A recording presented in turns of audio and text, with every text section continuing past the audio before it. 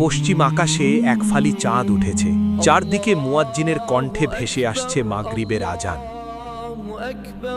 মানুষ হয়তো বরাবরের মতোই উচ্ছ্বসিত নতুন চাঁদ দেখার আনন্দে, কিন্তু একবার চোখ বন্ধ করে গভীরভাবে ভেবে দেখেছেন কি, যদি এটাই হয় এই পৃথিবীর বুকে মানবজাতির শেষ রমজান?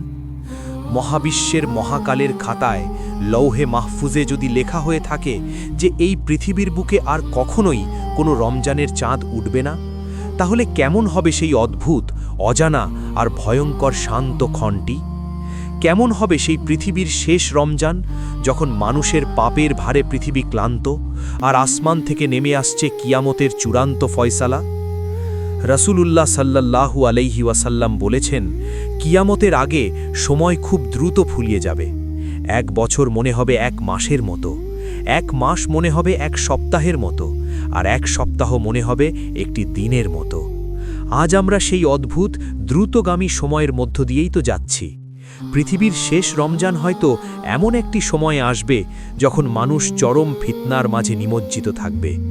সকালে একজন মানুষ মুমিন থাকবে আর বিকেলে সে কাফির হয়ে যাবে। মানুষ নিজের দিনকে, নিজের ঈমানকে বিক্রি করে দেবে দুনিয়ার সামান্য স্বার্থের বিনিময়ে। সেই শেষ রমজানের চাঁদ ওঠার সময় পৃথিবীতে হয়তো এমন অসংখ্য মানুষ থাকবে যাদের অন্তর থেকে ঈমান চিরতরে বিদায় নিয়েছে, অথচ তারা নিজেরাও তা জানে না।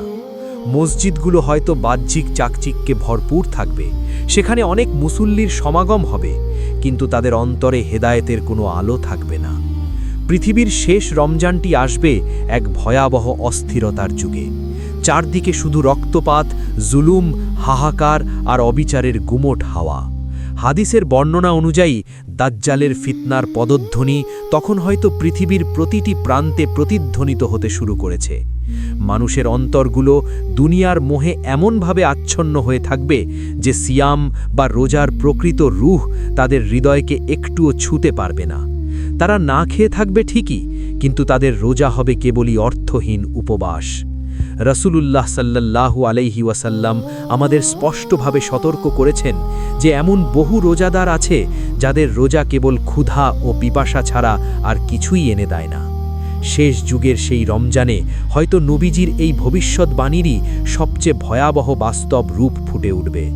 মানুষ রোজা রাখবে লোক দেখানোর জন্য, কিন্তু তাদের আমল নামায় কোনো সওয়াব লেখা হবে না।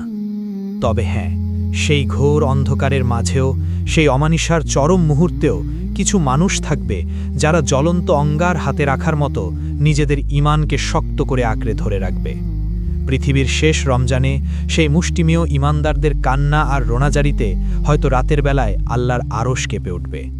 তারা যখন রাতের অন্ধকারে তারাবির নামাজে দাঁড়াবে, তাদের তিলাওয়াতের প্রতিটা শব্দে মিশে থাকবে এক অদ্ভুত বিদায়ের সুর। তারা হয়তো নিশ্চিতভাবে জানবে না যে এটাই পৃথিবীর শেষ রমজান, কিন্তু তাদের হৃদয় এক অজানা আশঙ্কায়, এক ঐশী ইঙ্গিতে ক্রমাগত কাঁদতে থাকবে। সেহরি খেতে উঠে তারা যখন আকাশের দিকে তাকাবে, তাদের মনে হবে যেন আসমানি ফয়সালা খুব কাছাকাছি নেমে এসেছে। ইফতারের সময় এক ঢোক পানি পানের আগে তাদের চোখ থেকে গড়িয়ে পড়বে অনুতপ্ত অশ্রু। তারা ভাববে হয়তো আর বেশি সময় বাকি নেই। কিয়ামতের বড় আলামতগুলো তখন হয়তো একে একে প্রকাশ পেতে থাকবে। ইমাম মাহদির আত্মপ্রকাশ, দাজ্জালের ভয়াবহ ফিতনা আর ঈসা আলাইহিসসালামের আকাশ থেকে অবতরণ, এসব মহাঘটনার ডামাডোলের মাঝে ঈমানদারদের জন্য রমজান হবে এক পরম আশ্রয়ের মতো। দাজ্জালের সময়ে যখন পৃথিবীতে চরম দুর্ভিক্ষ দেখা দেবে, তখন মুমিনদের খাবার হবে কেবল সুবহানাল্লাহ, আলহামদুলিল্লাহ, লা ইলাহা ইল্লাল্লাহ এবং আল্লাহু আকবার। সেই চরম ক্ষুধার সময়ে রমজানের রোজা রাখা মুমিনদের জন্য কেমন হবে তা কি আমরা কখনো কল্পনা করেছি? হয়তো এমনও হতে পারে শেষ রমজানের কোনো এক কদরের রাতে মুমিনরা সিজদায় পড়ে অঝরে কাঁদছে আর পৃথিবীতে ধেয়ে আসছে কিয়ামতের কোনো মহা আলামত। হাদিসে এসেছে, কিয়ামতের আগে একসময় কোরআনের অক্ষরগুলো মুছে যাবে, মানুষের অন্তর থেকে কোরআন উঠিয়ে নেওয়া হবে।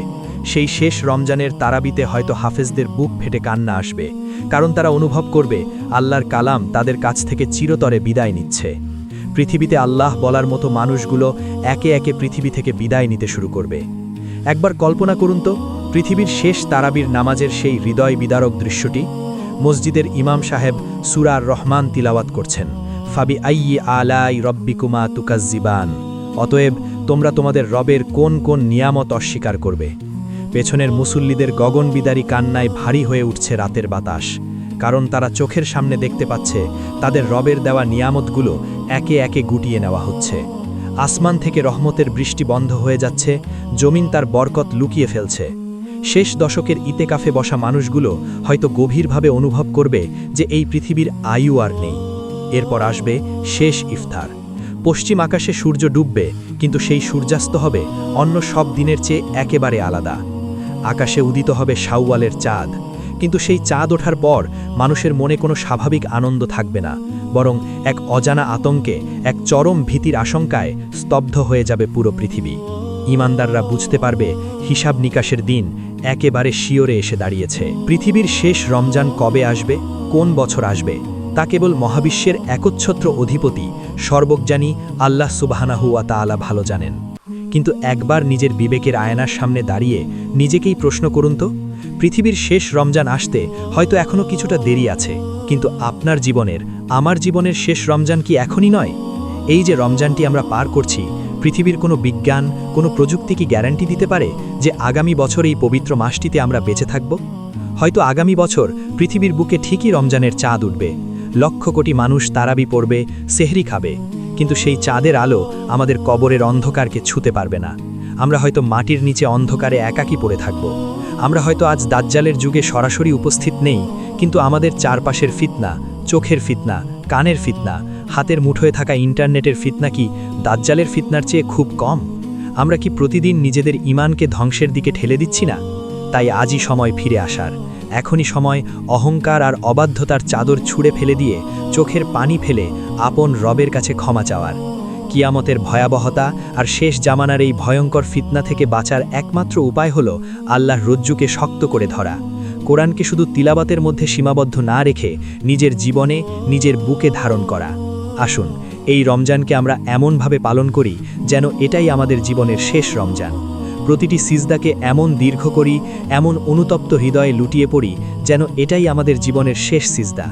তারাবির প্রতিটি রাকাতে এমনভাবে আল্লাহর সামনে দাঁড়াই যেন আমাদের চোখের সামনেই জাহান্নামের আগুন দাউ দাউ করে জ্বলছে আর ডান দিকে জান্নাতের দরজা আমাদের ডাকছে। হে আল্লাহ, আমাদের রোজাগুলোকে, আমাদের নামাজগুলোকে আপনি কবুল করে নিন। শেষ জামানার সব ফিতনা থেকে আমাদের ঈমানকে হেফাজত করুন। যেদিন এই পৃথিবীর বুকে আর কোনো রমজান আসবে না, যেদিন ইসরাফিলের শিঙ্গায় ফু দেওয়া হবে, সেদিন যেন আমরা আপনার আরশের ছায়ায় আশ্রয় পাই। আমাদের হৃদয়গুলোকে আপনি দিনের উপর অটল রাখুন আর খাঁটি ঈমানের সাথে আমাদের শেষ বিদায় নসিব করুন। আমিন।